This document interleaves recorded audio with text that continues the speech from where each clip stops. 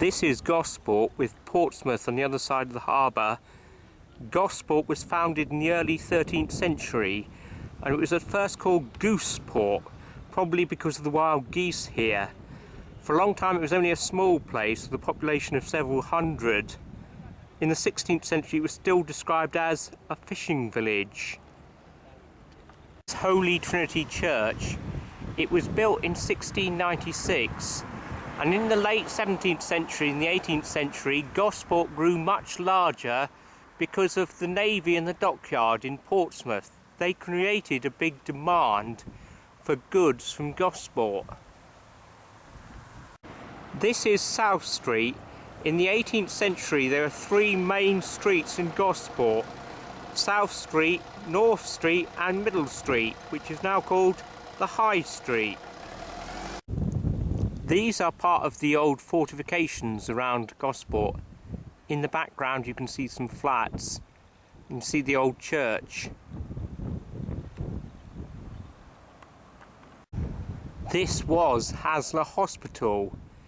It opened as a naval hospital in 1753. This is the site of the town gate. By 1801, Gosport was a fairly large town. It had a population of about 7,000, and by the standards of the time that was quite large. Few towns had more than 10,000 people. Gosport Railway Station. It opened in 1841, but it closed completely in 1969. These are some modern flats. Gosport was heavily bombed during the Second World War, and afterwards it was redeveloped. 111 civilians were killed in Gosport by bombing. This little shopping precinct was built in 1966.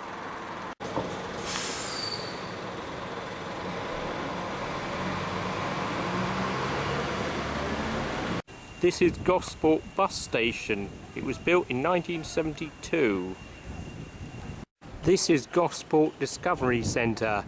The first library, public library in Gosport, opened in 1891. It moved to this site in 1973, and in 2005 it became the Gosport Discovery Centre.